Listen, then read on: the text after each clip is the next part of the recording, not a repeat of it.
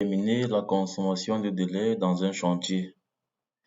Dans la précédente vidéo, je vous ai montré comment calculer le taux de consommation et le taux d'avancement des travaux. Aujourd'hui, je vais vous montrer comment calculer le taux de consommation des délais, la consommation des délais. Donc, nous allons ouvrir le fichier d'hier et continuer le travail dessus pour que ce soit plus facile. Je vous recommande toujours d'utiliser Excel parce que c'est une feuille de calcul qui vous facilitera le travail. Donc hier, nous avons vu comment calculer le pourcentage d'avancement de chaque tâche et comment on les calcule. Donc aujourd'hui, nous continuons avec la consommation de délais.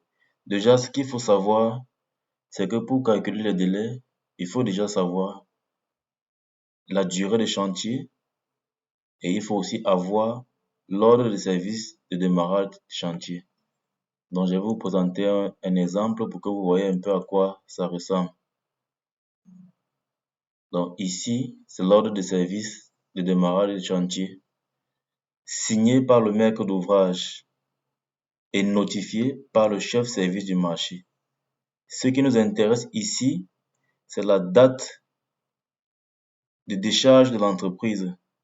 Donc, la date, le jour où l'entreprise a déchargé. Comme par exemple, ici, nous avons le 26 août 2022. C'est ça qui nous intéresse. C'est cette date que nous allons retenir pour déterminer dans notre exemple concret. Donc, comme je disais tantôt, nous allons venir dans Excel et nous allons rapidement déterminer la consommation des délais. Donc, là, nous pouvons commencer par la date de l'ordre de service.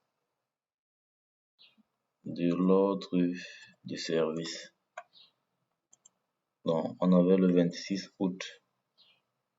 Le 26 août 2022. Très bien. Là, c'est la date de l'ordre de service. Ce que nous devons savoir, comme je dis au départ, la durée de chantier. La durée de chantier. Ici, nous allons prendre une durée aléatoire. Disons par exemple 2 mois. 2 mois.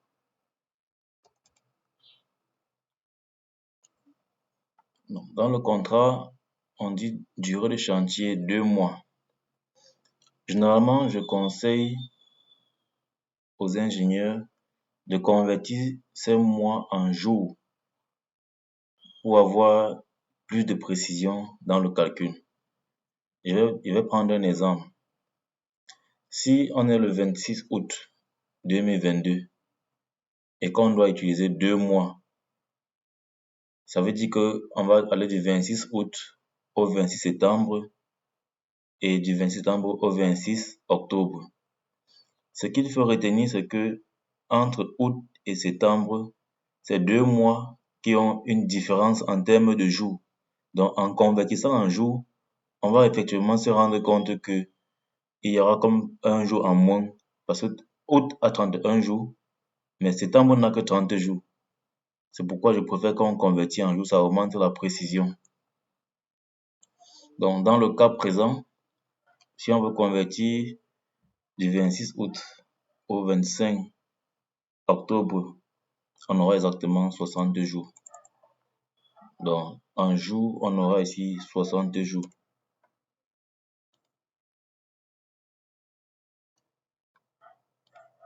La remarque ici, c'est que les mois comme le mois de février, qui n'a que 28 jours, on pourra calculer, si on dit par exemple du 1er janvier au 28 février, on aura moins de 60 jours.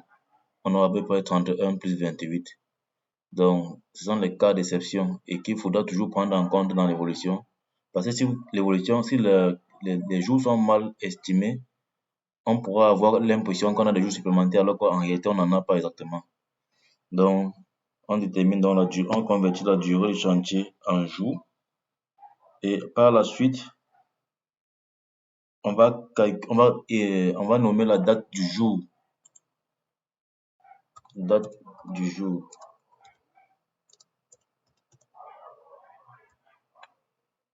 Donc, comme c'était un exemple pris, je suppose que ça faisait peut-être une semaine ou deux déjà. Donc, on va prendre n'importe quoi là.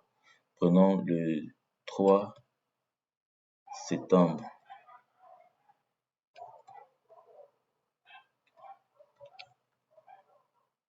2022. Très bien. Donc, on a la date du jour, on a la date de l'OS du chantier, on a la durée totale du chantier, on a la date du jour. Maintenant, on peut passer à la consommation de délai. Consommation de délai.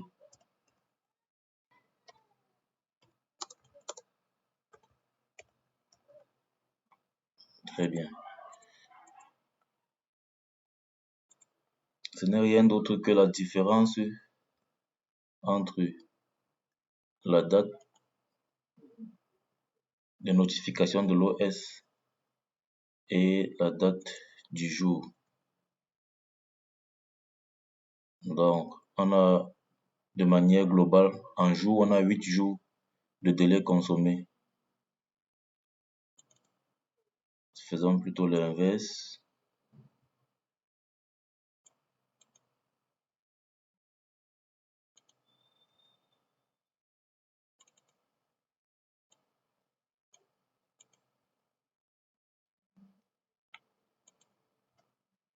On a 8 jours de délai consommé.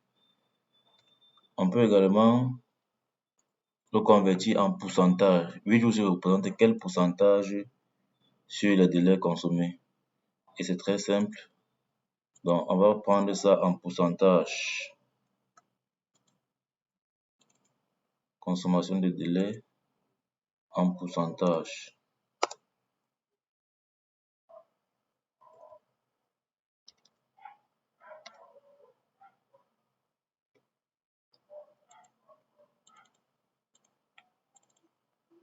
Ce sera la différence entre les jours consommés, donc la division des jours consommés, le rapport des jours consommés par rapport au jour total du chantier. Donc, on a 13% de consommation de délai.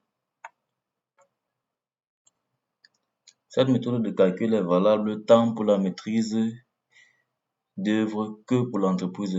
Disons pour les grands chantiers où on a besoin d'une maîtrise d'œuvre.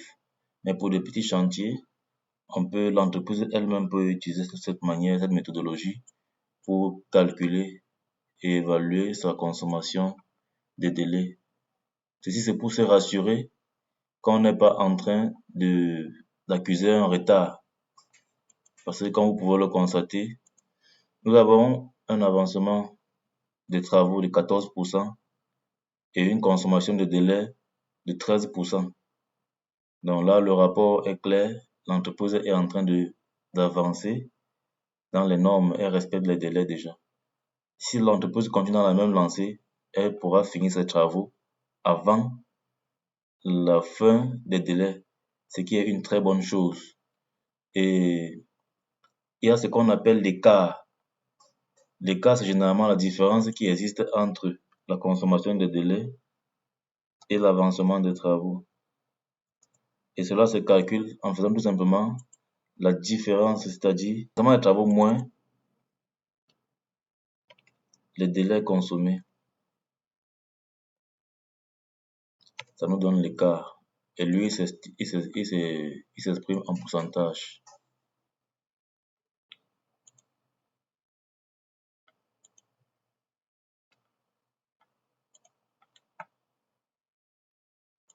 Donc, pour notre cas, voici l'écart qui existe. Donc, l'entreprise a 0,47% d'écart d'avance par rapport au temps qu'il lui est imparti pour livrer le projet. Donc, c'est un peu ça. S'il arrive que vous calculez l'écart et que vous vous rendez compte que c'est négatif, c'est souvent récurrent dans nos projets, alors sachez tout simplement que l'entreprise accuse un gros retard et qu'il doit redoubler les efforts pour pouvoir avancer, pour pouvoir livrer son travail dans les jours impartis. Donc, voilà un peu comment on calcule la consommation des délais. Donc merci d'avoir suivi et à la prochaine pour une autre vidéo.